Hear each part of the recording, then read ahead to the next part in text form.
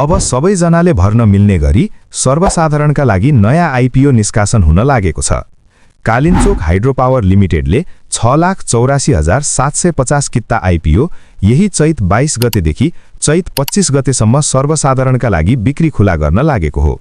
आर्थिक वर्ष 2082-83 को पौष मसान्तसम्मको वित्तीय विवरण अनुसार कम्पनीको प्रति शेयर आम्दानी 1.46 रुपैयाँ रहेको छ भने प्रति शेयर नेटवर्थ 106.65 रुपैयाँ रहेको छ।